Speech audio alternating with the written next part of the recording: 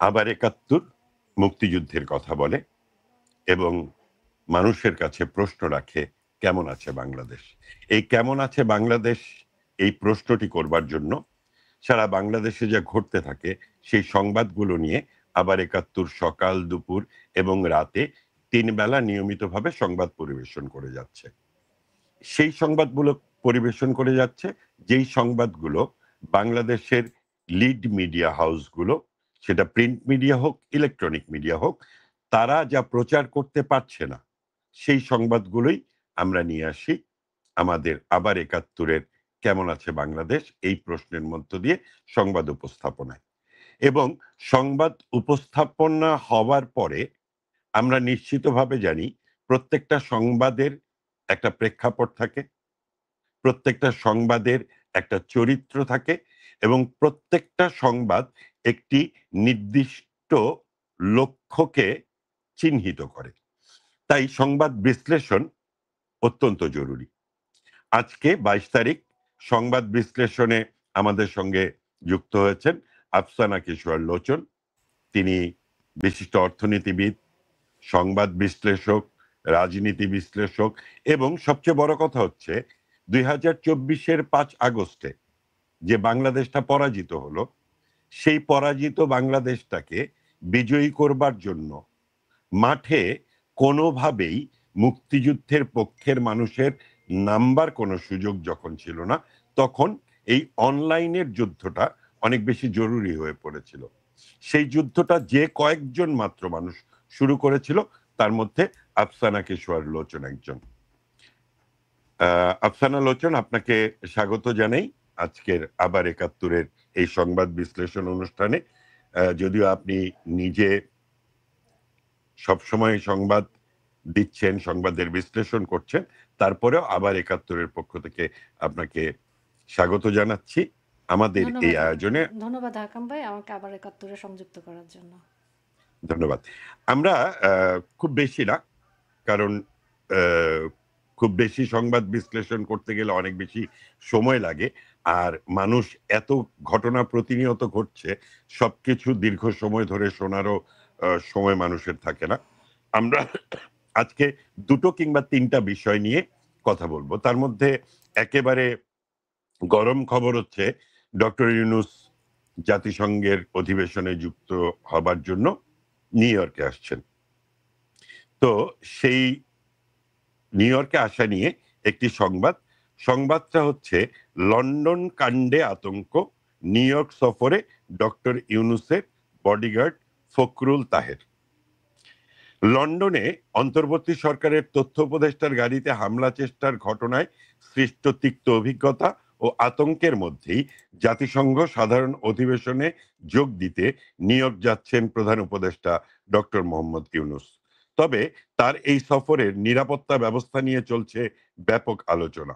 সূত্র বলছে লন্ডনের ঘটনার পর সম্ভাব্য বিক্ষোভ ও অপ্রীতিকর পরিস্থিতি এড়াতে ডক্টর ইউনূস এক নজিরবিহীন পদক্ষেপে তার সফর সঙ্গী হিসেবে দেশের ৪ শীর্ষ রাজনীতিবিদকে নিয়ে যাচ্ছেন, যাদেরকে তার রাজনৈতিক বডিগার্ড বা রাজনৈতিক রক্ষা কবচ হিসেবেই দেখা হচ্ছে। সম্প্রতি জুলাই বিপ্লবের বর্ষপূর্তির অনুষ্ঠানে যোগ দিতে গিয়ে লন্ডনে একদল বিক্ষোভকারীর রোষের মুখে পড়ে বাংলাদেশ হাইকমিশনের গাড়ি এবং উপদেষ্টা মোহাম্মদ মাহফুজ আলম। এ সময় ডিম নিক্ষেপ ও পথ রোধের চেষ্টা করা হয়। বিদেশের মাটিতে সরকারের একজন প্রতিনিধির বিরুদ্ধে এমন আচরণ অন্তর্বর্তী সরকারকে তীব্র ঝাঁকুনি দিয়েছে। এই ঘটনাই ডক্টর ইউনূসের আসন্ন সফর নিয়ে গভীর উদ্বেগ তৈরি করেছে বলে মনে করছেন বিশ্লেষকরা। কারা হচ্ছেন রাজনৈতিক বডিগার্ড হিসেবে? জাতিসংঘের মতো গুরুত্বপূর্ণ একটি আন্তর্জাতিক ফোরামে ডক্টর ইউনূসের সফর সঙ্গী হিসেবে থাকছেন মির্জা ফখরুল ইসলাম আলমগীর, বাংলাদেশ জাতীয়তাবাদী দল বিএনপির মহাসচিব, সৈয়দ আবদুল্লাহ মোহাম্মদ তাহের, জামাতে ইসলামীর নায়েবে আমির, আক্তার হোসেন, জাতীয় নাগরিক পার্টি এনসিপির মহাসচিব, হুমায়ুন কবির, বিএনপির চেয়ারম্যান, তারেক রহমানের পররাষ্ট্র বিষয়ক উপদেষ্টা। এই সংবাদের উপর ভিত্তি করে আমি যদি আপনার কাছে জানতেই চাই যে গত বছর অর্থাৎ 5 আগস্ট 2024 তথাকথিত জুলাই বিপ্লবের মধ্য দিয়ে শেখ হাসিনার সরকারের পতন ঘটানো হলো এবং অত্যন্ত বীর দর্পে এসে ডক্টর ইউনূস বিল ক্লিন্টন সাবেক রাষ্ট্রপতি মার্কিন রাষ্ট্রপতি তার সামনে পরিচয় করিয়ে দিলেন মেটিকুলাস প্ল্যানের ডিজাইনার মাহফুজ আলমের সঙ্গে। সেই মাহফুজ আলম লন্ডনে কয়েকদিন আগে ডিম খেয়ে এসেছে এবং তারপরে আজকে এসে এই যে বিএনপির মহাসচিব, জামায়াতের আমির এবং এনসিপির মহাসচিব, সাথে তারেক রহমানের একজন উপদেষ্টা, এই চারজনকে নিয়ে আসার ব্যাপারটাকে আপনি আসলে কিভাবে ব্যাখ্যা করবেন? যেটি সংবাদ বলছে বডিগার্ড কিংবা দেহরক্ষী, কিন্তু আপনার বিশ্লেষণে এটা কি বলে? এইটা তো হাকাম ভাই যেটা বলছিলাম আর কি, আমরা প্রোগ্রাম শুরু করার আগে আপনি আর আমি যেটা আলোচনা করছিলাম, এটা এক ধরনের কি বলবো, আমরা গাড়িতে দেখি না যে গাড়ি অ্যাক্সিডেন্ট হলে এক ধরনের এয়ার ব্যাগ বের হয়, উনি ওই ধরনের একটা এয়ার ব্যাগ সাথে করে নিয়ে গিয়েছেন আর কি। তো লন্ডনে যেটা হয়েছে, মানুষের নাগরিক অধিকার, লন্ডনবাসী যারা প্রবাসী বাংলাদেশি ছিলেন তারা তো দেশের সামগ্রিক পরিস্থিতি দেখছেন, আইন শৃঙ্খলার অবস্থা দেখছেন, অর্থনীতির অবস্থা দেখছেন, নিরাপত্তার অবস্থা দেখছেন, সব কিছুই দেখছেন, তারা ক্ষুব্ধ। তারা তাদের সেই ক্ষোভ প্রকাশ করেছেন, তারা গণতান্ত্রিক উপায়ে তাদের প্রতিবাদ জারি রেখেছেন। সেখান থেকে ডক্টর ইউনূস একটা আশঙ্কা করেছেন যে তার উপরেও নিউ ইয়র্কে এ ধরনের প্রতিরোধ গড়ে উঠতে পারে। সেটা একটা বিষয়, এবং আরেকটা বিষয় যেটা আন্তর্জাতিক পরিমণ্ডলের কাছে ব্যক্ত করা যে দেখো আমার সাথে অন্যান্য রাজনৈতিক দলগুলোও আছে, আমার সাথে সবাই ঐক্যমত। উনি যেটা বলে থাকেন সারাক্ষণ, ওনার তথাকথিত একটা কথা থাকে যে ঐক্যমতের কমিশন, ঐক্যমতের সরকার, সারা বাংলাদেশের মানুষ তাকে চায়। এবং তার ওই ডাস্টবিন শফিক ইতিমধ্যে একটা দেখলাম, তার একটা ভিডিও বের হয়েছে যে তাদের নাকি জনপ্রিয়তা 78%, 79% হয়ে গেছে, সারা বাংলাদেশ নাকি তাদেরকে চাচ্ছে। তো এই যে তাদের একটা মিথ্যাচার প্রোপাগান্ডা, তাদেরটা তো গোয়েবলসকেও হার মানিয়েছে, এটা আপনি জানেন। আর আমরা যেটা বলে থাকি যে সরকারের পতন বা সরকার চেঞ্জ, এগুলো কোনো কিছুই কিন্তু জুলাই জুলুমের মাধ্যমে হয়নি। এটা হচ্ছে কি সাম্রাজ্যবাদী শক্তির আগ্রাসন। ইস্ট ইন্ডিয়া কোম্পানি যেভাবে তাদের নগ্ন ট্রেড বিভিন্ন জায়গায় করেছিল, সেইটারই একটা 2024 সালে এসে আমরা তারই একটা প্রতিফলন দেখতে পাচ্ছি যে ট্রেডের ওয়ার শুরু হয়ে গিয়েছে সারা বিশ্বে। মানে বাণিজ্যকে কেন্দ্র করে একটা যুদ্ধ শুরু হয়েছে এবং সেখানে ইউনূস একটা গুটি মাত্র। এবং বাংলাদেশ যেহেতু ভূ রাজনৈতিক কারণে একটা গুরুত্বপূর্ণ পজিশন দখল করে আছে, সেই জায়গা থেকে একটা পাপেট সরকার বসানোর জন্য তাকে আনা হয়েছে, ইউনূসকে আনা হয়েছে। এবং ইউনূস যেহেতু জানে, সে নিজে কিন্তু জানে যে সে কী করেছে এবং সে কী করে যাচ্ছে, এটা সে জানে বিধায় তার মনের মধ্যে একটা ভয়। সেই কারণে সে ভেবেছে যে আমি যদি সাথে করে বিএনপি, জামাত এবং এনসিপির এদেরকে নিয়ে যেতে পারি, এদের নেতাকর্মীরা আমাকে নিউ ইয়র্কে রক্ষা করবে। যদি সাধারণ প্রবাসী জনগণ কোনো প্রতিরোধ করতে থাকে, তখন এই নেতাকর্মীরা গিয়ে সেই প্রতিরোধের এগেনস্টে আরেকটা প্রতিরোধ গড়ে তুলবে। কারণ ইউনূসের তো নিজের কোনো রাজনৈতিক ফুটিং নাই, সে তো রাজনৈতিকভাবে এস্টাবলিশড না, সে হচ্ছে এনজিওগ্রাম, সে সারা জীবন করেছে বেনিয়াগিরি। তো সে এই কারণে তাদেরকে নিয়ে গেছে। এবং অন্তরালে তো আগামবাই অনেক কিছু থাকে, এগুলো তো আমরা সাধারণ মানুষের দৃষ্টিতে বলি। সেখানে হয়তো অন্যান্য রাজনৈতিক বোঝাপড়া বা আগামী পরিকল্পনা, তফসিল ঘোষণা করবে কি করবে না, নাকি ইউক্রেনের মতন একটা যেনতেন নির্বাচন দিয়ে কোনো মতে এগুলাকে লেজিটিমেট করা হবে, এরকম অনেক কিছু আলোচনার জায়গায় কিন্তু এটা হতে পারে বলে আমার বিশ্বাস আর কি। আচ্ছা, এখানে আপনাকে একটু মনে করিয়ে দিই। সেটা হচ্ছে যে ২০২৪-এর ৫ আগস্টের পরে সারা বিশ্বেই মানে বাংলাদেশে আওয়ামী লীগ সরকারের এই যে আ পতন ঘটলো এবং তারপরে প্রবাসে আওয়ামী লীগকে ঘুরে দাঁড়াতে কিন্তু একটা সময় লেগেছিল। এবং সেই সময়ে কিন্তু গত বছর জাতিসংঘের অধিবেশনে ডক্টর ইউনূস এসে গিয়েছিল এবং সে কিন্তু কোনো শক্তির মুখোমুখি তাকে হতে হয়নি।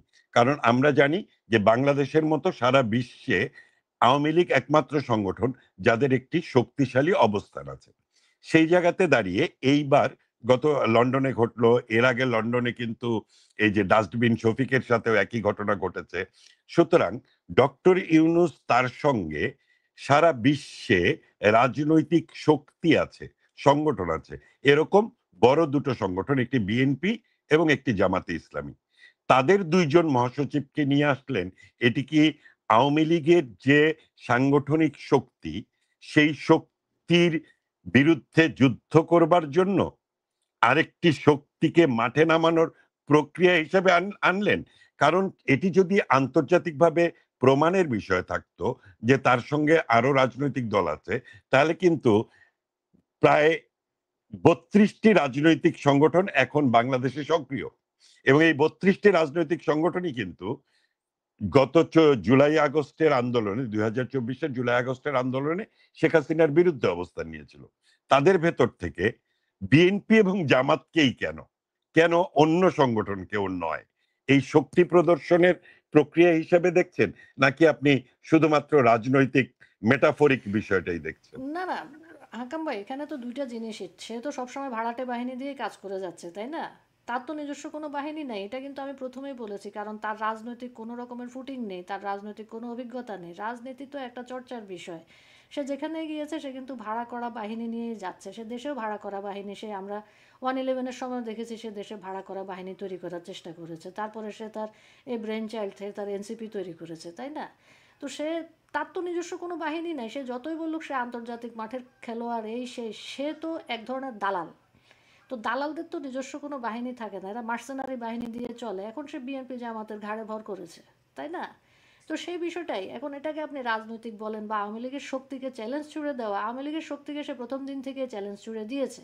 তারা বিভিন্ন বক্তব্যে বিভিন্ন কথায় সে আওয়ামী লীগের শক্তিকে তো চ্যালেঞ্জ ছুড়ে দেয়নি সত্যিকার অর্থে, সে পুরা বাংলাদেশের মানুষকেই কিন্তু চ্যালেঞ্জ ছুড়ে দিয়েছে যে আমরা যা ইচ্ছা তাই করবো, দেখি না তোরা কি করতে পারিস। এবং সে কিন্তু এটা বারবার করে যাচ্ছে, সে এসেই প্রথমে বলেছে, সে রিসেট বাটন পুশ করেছে, সে আমাদের মুক্তিযুদ্ধকে নিয়ে সে কটাক্ষ করেছে, এবং মুক্তিযুদ্ধের অবস্থা তো দেখছেনই, আসার পর পর এত মানে সরকারি হিসেবেই মানে ২২০০ মুক্তিযুদ্ধের স্মারক তারা ধ্বংস করেছে, তাই না? তো তাদের যেসব জায়গায় তাদের আপত্তি, বাংলাদেশের সার্বভৌমত্ব, স্বাধীনতা এবং মুক্তিযুদ্ধ এবং আমাদের জাতিসত্তা, এই জায়গাগুলো প্রত্যেকটাকে সে চ্যালেঞ্জ ছুড়ে দিয়েছে। এবং গণমানুষের মুখ এমনভাবে সে রুদ্ধ করেছে, এমন ভয়, হ্যাঁ, ফিয়ার এমনভাবে সে ছড়িয়ে দিয়েছে যে মানুষ তো রুখে যে দাঁড়াবে, মানুষের উপর এমন অত্যাচার হচ্ছে, মানুষ কিন্তু সেই দমটাও নিয়ে মানে উঠতে পারছে না। কারণ আপনার যদি জানের নিরাপত্তা না থাকে, আপনি আগামীকাল কোথায় থাকবেন সেই জিনিসটা যদি আপনার নিশ্চয়তা না থাকে, লক্ষ লক্ষ মানুষ শুধুমাত্র দেখা যাচ্ছে যে মুক্তিযুদ্ধের সপক্ষের শক্তি বা বাংলাদেশকে ভালোবাসে, এতটুক কারণেই কিন্তু তাদেরকে নানা ধরনের নিপীড়ন নির্যাতনের শিকার হতে হচ্ছে। এখন আপনি যেটা বললেন যে আওয়ামী লীগের শক্তিকে চ্যালেঞ্জ, এটা আওয়ামী লীগের শক্তিকে চ্যালেঞ্জ না, সত্যিকার অর্থে পুরো বাংলাদেশের মানুষকে সে বারবার চ্যালেঞ্জ করে যাচ্ছে। আমি আপনার এই কথার সূত্র ধরে যদি এইভাবে দেখবার চেষ্টা করি যে বাংলাদেশের অভ্যন্তরে ৫ আগস্টের পরে বিএনপি, আওয়ামী লীগ, বিএনপির নেতাকর্মীরা আওয়ামী লীগের তৃণমূলের নেতাকর্মীদেরকে কিন্তু ভীষণ রকমভাবে আক্রমণ করছে। এখনো করছে, মেরেছে, মেরে ফেলছে, এখনো এখনো করছে, করছে। এখনো করছে। জামাত জামাত জুলাই আগস্ট থেকে শুরু করেছে, ২৪শে জুলাই আগস্ট এখন পর্যন্ত করে যাচ্ছে। যাচ্ছে, কিন্তু এবং এটা তারা কিন্তু যৌথভাবে করছে। যৌথভাবে করছে। কিন্তু এই যে আক্রমণের ব্যাপারটা, এটা কিন্তু বাংলাদেশের ভূখণ্ডের মধ্যেই সীমাবদ্ধ ছিল। কারণ ২৪শে জুলাই আগস্টের পরে আসিফ নজরুল কিন্তু যখন সুইজারল্যান্ড এসেছিল, তখনও কিন্তু সুইজারল্যান্ডের কিছু জনগণ গিয়ে তাকে কটু কথা বলেছে, তাকে বিভিন্ন বাক্যবাণে আক্রমণ করেছে। এরপরে লন্ডনে শফিকের ঘটনা ঘটেছে। কোন জায়গাতেই কিন্তু ওই আক্রমণকে প্রতিহত করবার জন্য দেশের বাইরে বিএনপি এবং জামাত কিন্তু ঐক্যবদ্ধভাবে আসেনি।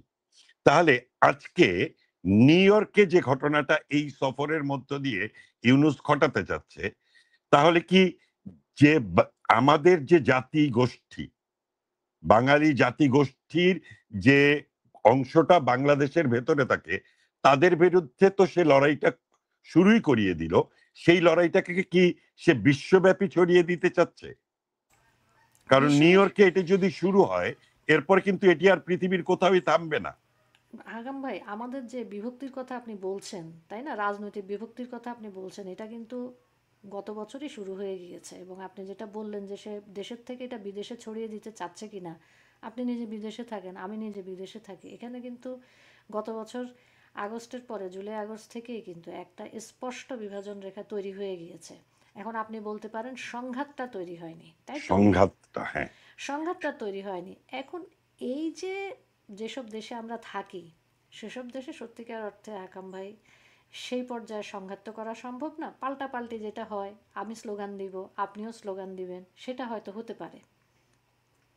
এবং এই বিভাজনটাকে পুঁজি করেই তো সে এতদূর এসেছে। আমাদের যেই নিজেদের ভিতরে যে রাজনৈতিক সহিষ্ণুতার একটা জায়গা ছিল, সেগুলো তো বিনষ্ট হওয়ার কারণে আজকে পরিস্থিতি এতটা খারাপ হতে পেরেছে। এবং সে সেই জায়গাটাই বারবার উস্কে দিচ্ছে, সে আন্তর্জাতিক শক্তি বলেন আভ্যন্তরীণ শক্তি বলেন সকলের সহায়তা এই জায়গাটাতেই তারা বারবার কাজ করছে, সেই আগের মতোই ব্রিটিশ আমলের মতোই divide and rule, divide and rule, divide and rule. আমার আপনার মানে আমরা এই প্রসঙ্গটা এখানে শেষ করতে চাই। তবে আমার কাছে যেটা মনে হয় যে আওয়ামী লীগ কিন্তু ১৯৭৫ এর ১৫ই আগস্টের পরে ১ম কিন্তু এই প্রবাসে যারা আওয়ামী লীগের নেতাকর্মীরা ছিল, তারাই কিন্তু ১ম এ সংগঠিত হতে শুরু করে এবং তারপরে দেশের অভ্যন্তরেও সংগঠিত হয়। এবারও কিন্তু একইভাবে ঘটছে। সেই জায়গাটাকে বাধাগ্রস্ত করার প্রক্রিয়া হিসেবেই কিন্তু সে এই মানে আমরা যেটা বলি যে দাবার শেষ চালটা সে দিল। প্রবাসে এই আ লড়াইটাকে উস্কে দেয়া এবং এটাকে দীর্ঘমেয়াদী করা। কারণ যত বেশি প্রবাসে দীর্ঘমেয়াদী হবে, দেশের অভ্যন্তরে তার এই আ কি বলে লুটপাট বলেন, বেনিয়াগিরি বলেন কিংবা ক্ষমতায় থাকার লোভ বলেন, সমস্ত কিছু চরিতার্থ করা সহজ হবে। কারণ সারা বিশ্বে কিন্তু আওয়ামী লীগ অনেক বেশি সুসংগঠিতভাবে এই লড়াইটা করছে। মুক্তিযুদ্ধের পক্ষের লড়াইটা করছে। আশা করি আপনি যদি একমত হন তাহলে আমরা অন্য আরেকটা প্রসঙ্গে যেতে অবশ্যই পারি। আকাম ভাই, এই বিষয়ে তো দ্বিমত হওয়ার কোনো সুযোগ নেই, তবে যেটা বললেন যে বিদেশে এটা প্রলম্বিত হলে দেশেও তার জায়গাটা দেখা যাচ্ছে যে সে এটাকে ইলাস্টিকের মতন টেনে নিয়ে যাবে। সে যা করার সেটা কিন্তু আকাম ভাই করেই যাচ্ছে, কিন্তু আমাদের একটা জায়গা আছে, এটা কিন্তু একটা খুব ইউনিক একটা জায়গা, এটা কোনো দেশের সাথে আপনি মেলাতে পারবেন না। এটা আপনি একজন রাজনৈতিক, আপনি রাজনীতি করেছেন অনেক বছর, আমাদের ইউনিক জায়গাটা হচ্ছে কি আমাদের জনগণ। আপনি যত প্রেডিকশন করেন না হাকাম ভাই, এটা রাতে আর রাতের মধ্যে চেঞ্জ হয়ে যেতে পারে। ঠিক আছে? সে যদি মনে করে আজকে জুম্মার পরে সে ওই জায়গায় যাবে এবং এটা করবে, আপনি ঠেকাতে পারবেন না। আমাদের এই জনগণ আপনি ঠেকাতে পারবেন না। সুতরাং তার চাল সে চলে যাচ্ছে, আমাদের জনগণ কি চাল দিবে এটা শুধুমাত্র আমাদের জনগণ জানে। আমি এখানে ২ জন গ্রেপ্তারকৃত রাজনীতিবিদ যদিও আমরা মানে আ বিভিন্ন রকম আওয়ামী লীগের ১৬ বছরের শাসন আমলে আওয়ামী লীগের সাংগঠনিক দুর্বলতা নিয়ে বিভিন্ন রকম কথাবার্তা শুনি কিংবা কখনো, কখনো আমরা সে ব্যাপারে একমত হই। হাইব্রিড আওয়ামী লীগ কিংবা জামাত যারা অনুপ্রবেশ করে আওয়ামী লীগের ভিতরে ছিল। কিন্তু একদম আ রক্তে আওয়ামী লীগ আমির হোসেন আমু ৮০ বছর বয়সে এসে কোর্টে কিন্তু দাঁড়িয়ে বলে, "এই দিন, দিন না আরো দিন আছে।" আসাদুজ্জামান নূর ৭৯ বছর বয়সে সেই দিন কিন্তু বলেছে, "মাত্র ঝটিকা মিছিল দেখছেন? ঝটিকা মাইর যখন শুরু হবে তখন পলানোর পথ পাবেন না।"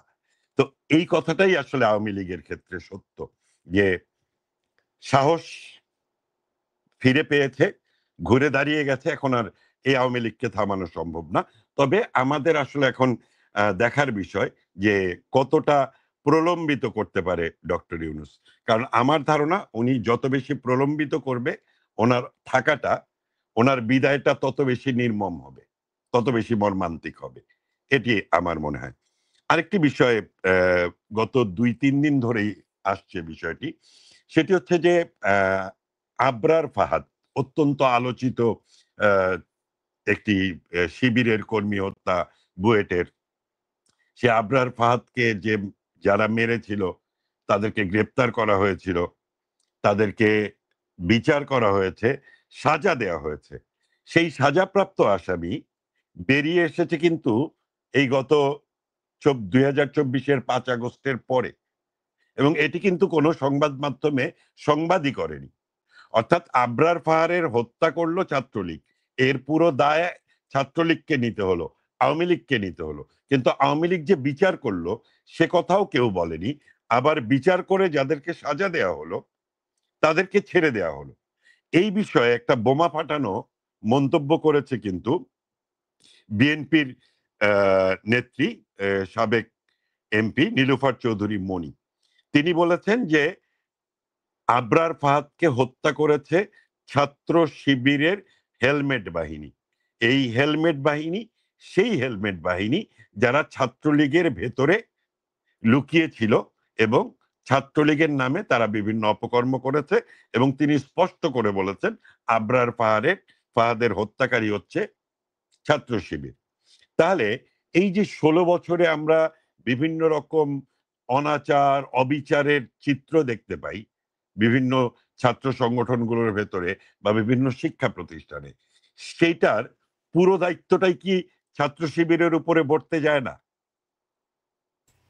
আগাম ভাই, আমাদের ট্র্যাজেডিটা দেখেন, যে কথাটা আপনি বললেন যে আবরার ফাহাদ হত্যা, যে কোনো হত্যাই, যে কোনো ধরনের কি বলবো, যে অস্বাভাবিক মৃত্যুই কিন্তু আমাদের কাছে গ্রহণযোগ্য না। আমরা এই কারণে কি বলেছি, আমরা সব সময় বলি যে সকল মৃত্যুর বিচার হোক, যে কোনো হত্যাকাণ্ডের বিচার হোক। এটা কিন্তু আমাদের, আমরা যারা মানবাধিকার কর্মী বা অ্যাক্টিভিস্ট বলেন, আমরা যারা এইসব বিষয়ে কথা বলি, আমরা কিন্তু সব সময় বলে থাকি যে প্রত্যেকটা হত্যাকাণ্ডের বিচার হোক, এবং সেই ধারাবাহিকতায় কিন্তু আবরার ফাহাদ হত্যাকাণ্ডের বিচার হয়েছে। এবং আপনি যেটা বললেন, আমাদের ট্র্যাজেডিটা এই জায়গায় যে আমরা যখন বলেছি, আমরা অ্যাক্টিভিস্টরা যখন বলেছি যে এই হত্যাকাণ্ডের সাথে শিবিরের সম্পূর্ণভাবে সরাসরি যোগাযোগ ছিল, তখন কিন্তু আমাদেরকে বলা হয়েছে ফ্যাসিস্টের দোসর, ফ্যাসিস্টের লেসপেন্সার, এদের কথা বিশ্বাস করা যাবে না।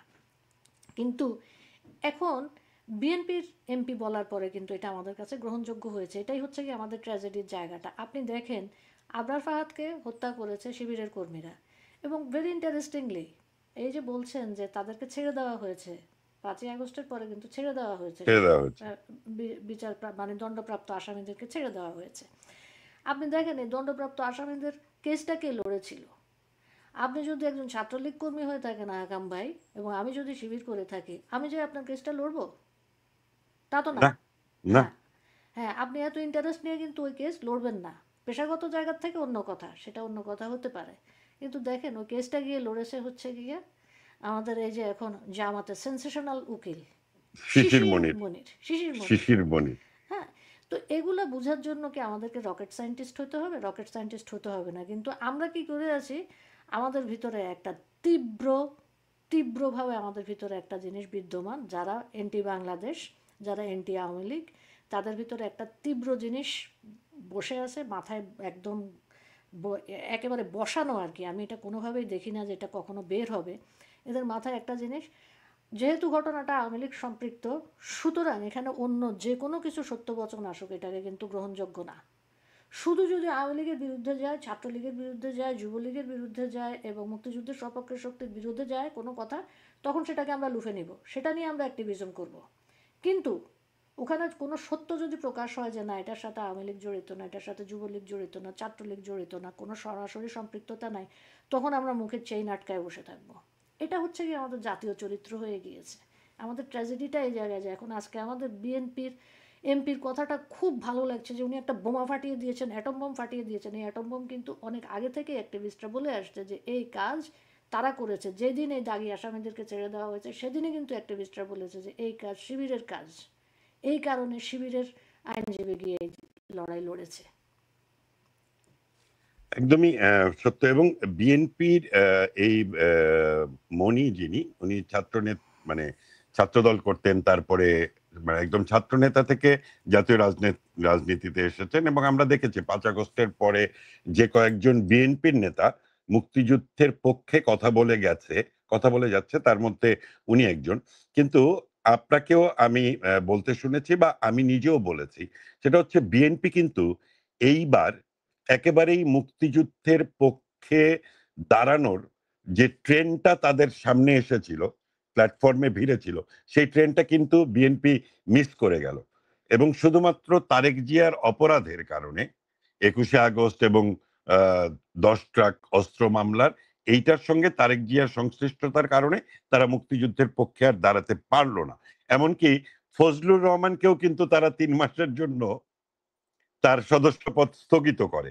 সুতরাং বিএনপির কাছ থেকে আমরা কিছু আশা করি না। কিন্তু বিএনপিতে এরকম সত্যভাষী আরো কিছু রাজনীতিবিদ কথা বলতে শুরু করবে এবং এটা আমরা আশা করি, এবং তারা দলমতের ঊর্ধ্বে উঠেই কথা বলবে। সত্যিকার অর্থেই জামাতের প্রকৃত চরিত্র আওয়ামী লীগ নেতারা কিংবা আমরা যেভাবেই বলি না কেন, মানুষ কিন্তু তা গ্রহণ করবে না, যেটা আপনার কথাতেও স্পষ্ট।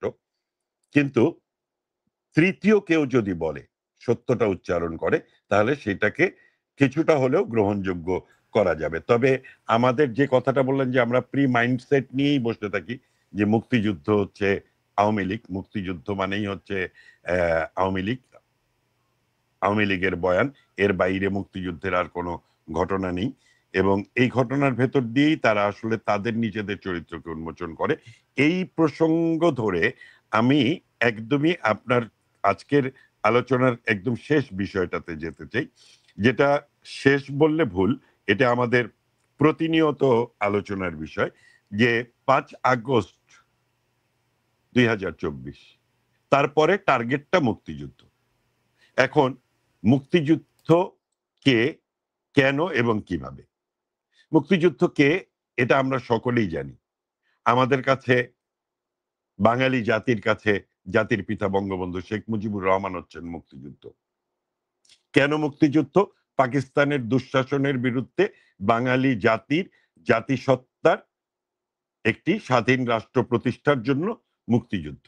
কিভাবে মুক্তিযুদ্ধ হয়েছে সেটাও আমরা জানি।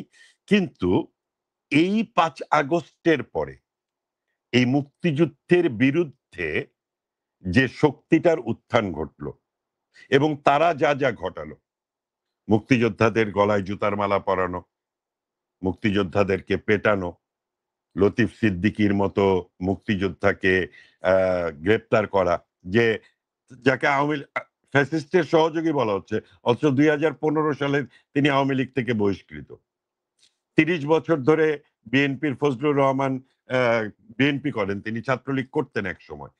তার যেই ভাষায় এই ঘটনাগুলো ঘটছে, সেই ভাষায় আপনি যদি ইউনূস সরকার এবং মুক্তিযুদ্ধের ভবিষ্যৎ, এটা নিয়ে আপনি একদমই একটি সংক্ষিপ্ত বিশ্লেষণ যদি তুলে ধরেন, যা আসলে তরুণ প্রজন্মের কাছে এটাকে আমরা নিয়ে যেতে পারবো। এখন ভাই আমাদের যেহেতু হাতের সময় সংক্ষেপ, আমি এই কথাটা প্রত্যেকটা জায়গায় যদি আমি বক্তা হিসেবে যাই, আমি সবসময় বলি আমি ইউক্রেনকে কোট করি। কারণ সাম্প্রতিক উদাহরণ এটা থাকে, এই জন্য কিন্তু আমি এই জিনিসটাকে কোট করি। ইউক্রেনে যখন এই আগ্রাসন হয়েছে, ইউক্রেন যখন রাশিয়ার সাথে যুদ্ধে জড়িয়েছে, তার প্রাথমিক স্তরটা কিন্তু তৈরি হয়েছে হচ্ছে গিয়ে তাদের একটা জায়গার হচ্ছে গিয়ে রুশ ভাষা বলে, আরেক জায়গা কিন্তু ইউক্রেন। এইভাবে তাদের ওখানে দুইটা জাতিসত্তা ছিল। এই দুইটা জাতিসত্তাকে কিন্তু কি করা হয়েছে, বিভেদ তৈরি করা হয়েছে, এবং বিভেদ তৈরি করে এক অংশ রুশদের সাথে, রাশিয়ার সাথে, আরেক অংশ কিন্তু ইউরোপীয় ইউনিয়নের সাথে যাওয়ার জন্য উদ্গ্রীব ছিল। সেখান থেকে কিন্তু ইউক্রেন রাশিয়া যুদ্ধের উদ্ভব। বাংলাদেশেও কিন্তু এখন সেই বিভাজনটা তৈরি করার চেষ্টা করা হচ্ছে। আমরা কিন্তু দেখেন, আমরা যুদ্ধ পরবর্তী প্রজন্ম, আমরা কিন্তু বাঙালি জাতিসত্তা নিয়ে আমরা পৃথিবীর বুকের বিভিন্ন জায়গায় ছড়িয়ে আছি। এটাকে তারা, এই যে আমাদের কালচারাল বা আমাদের বাঙালি জাতিসত্তা যেটা আমরা বলছি, এটাকে তারা ধর্ম দিয়ে প্রতিস্থাপন করার চেষ্টা করছে প্রতিনিয়ত, এবং আমাদের তরুণ প্রজন্ম কিন্তু এই জায়গায় গিয়ে, এই ফাঁদে গিয়ে অনবরত পা দিচ্ছে। আপনার রিলিজিয়ন দিয়ে কোনো জাতিসত্তা তৈরি হয় না বিধায় কিন্তু 71 হয়েছে। এই জায়গাটা কিন্তু একদম ফাইন লাইন। এটা কিন্তু সূর্য যেরকম সত্য, সেরকম সেই আলোর মতন সত্য। রিলিজিয়ন দিয়ে জাতিসত্তা হয় না। জাতিসত্তা, কিন্তু যদি সেই জাতিসত্তা হয়ও, তা উগ্রবাদী জাতিসত্তা হয়, যেমন হ্যাঁ সেটা, পাকিস্তান। হ্যাঁ সেটা উগ্রবাদী জাতিসত্তা হয়, এবং সেটা কিন্তু বিশ্বের বুকে সভ্য হিসেবে টিকে থাকার আমরা কোনো উদাহরণ দেখি না আকাশ ভাই। উদাহরণও দেখি না। ঠিক আছে, আমরা হ্যাঁ, এই যে জন্ম থেকে একটা কথা শুনে আসছি, মুসলিম ব্রাদারহুড, মুসলিম ব্রাদারহুড। এই প্যালেস্টাইনে যে জিনিস হচ্ছে, আমরা কি সেখানে মুসলিম ব্রাদারহুড দেখছি? না, দেখছি না। এটাই কিন্তু একটা উদাহরণ, আমাদের কাছে জ্বলন্ত উদাহরণ। তো এইখানে আমার যেটা বলার থাকে, আমি প্রত্যেকবারই বলি যে তরুণ প্রজন্মকে, যারা বলছেন যে তারা হয়তো বুঝতে পারেননি বা তারা বিভ্রান্ত হয়েছেন, আমি যেটা দেখি আর কি আকাম ভাই, আমাদের রাজনৈতিক প্রজ্ঞাটা একটু কম। আমরা ভবিষ্যৎ চিন্তা করি না, আমরা কিন্তু খুব টানেল ভিশন নিয়ে চলি। এই মুহূর্তে যেটা আছে সেটা করে আমরা খালাস করে দিতে চাই। এখন একটা দেশ তো আসলে খুব সাময়িক একটা অস্তিত্ব না। এটা আপনি বেঁচে থাকবেন, আপনার প্রজন্ম বেঁচে থাকবে, এটা কিন্তু ধারাবাহিক একটা জিনিস। তো 10 বছর পরে কি হতে পারে, 5 বছর পরে কি হতে পারে, সেই হিসাব কিন্তু তরুণ প্রজন্মকে করতে হবে, এবং সেইভাবেই কিন্তু তাকে মুক্তিযুদ্ধের শক্তিকে ধারণ করে এগিয়ে যেতে হবে। কারণ এইটাই আমার অস্তিত্ব, এটাই আমার শেকড়। অন্য যে কোনো কিছু যদি বিলীন হয়ে যায়, এই মুক্তিযুদ্ধ কিন্তু থাকবে। আপনাকে ধন্যবাদ জানাই। মুক্তিযুদ্ধ থাকবে তো বটেই, কিন্তু মুক্তিযুদ্ধকে বহন করে নিয়ে যাওয়ার মতো প্রজন্ম তৈরির ক্ষেত্রে আমাদেরকে আসলে কাজটা করতে হবে। কারণ আমাদের যারা উত্তর প্রজন্ম ছিল তারা বয়সের ভারে নুব্জ, তারপরেও তারা সাহস নিয়ে লড়াইটা করছে। আমরা প্রৌঢ়ত্ব অতিক্রম করছি। কিন্তু আমরা যদি লড়াইটা স্বাভাবিকভাবে চলমান না রাখি, তাহলে মুক্তিযুদ্ধ স্থায়ীভাবে পরাজিত হবে। কারণ মুক্তিযুদ্ধকে পরাজিত করে ৫৪ বছর যেই শক্তিটা এখন রাষ্ট্র ক্ষমতায়, তাদের একমাত্র লক্ষ্যই হচ্ছে মুক্তিযুদ্ধকে বিলীন করে দেয়া। আর আমাদের দায়িত্ব হচ্ছে মুক্তিযুদ্ধকে চলমান রাখা। আপনার সঙ্গে আমিও একসাথে পথ চলবো। আজকে অনলাইনে কথা বলছি, আগামীকালকে রাজপথে হাঁটবো। মৃত্যুর ঝুঁকি নিতে হয় নিবো। কিন্তু আমরা মুক্তিযুদ্ধটাকে বাঁচিয়ে রাখবো। এবং আপনার যে মুক্তিযুদ্ধকে নিয়ে আপনার যে লড়াই, সেই লড়াইয়ের প্রতি সম্মান জানিয়ে এবং আপনার প্রতি বিশেষ কৃতজ্ঞতা জানিয়ে আজকের মতো আমাদের এই সংবাদ বিশ্লেষণ শেষ করছি আবার ৭১ এবং আপনাকে নিয়মিতভাবে আবার ৭১ সংবাদ বিশ্লেষণে আহ্বান করে রাখছি। আমরা আশা করছি আপনাকে নিয়মিত পাবো। ধন্যবাদ আপনাকে। ধন্যবাদ আকরাম ভাই, ধন্যবাদ দর্শক শ্রোতা সবাইকে যারা এখন দেখছেন বা পরবর্তীতে রেকর্ডেড ভার্সন দেখবেন, সবাইকে কৃতজ্ঞতা।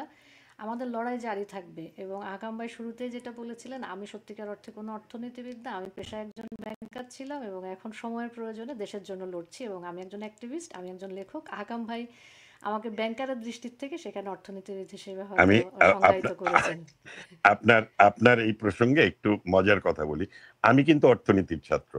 হুম হুম কিন্তু হুম হুম। অর্থনীতিবিদ হইনি।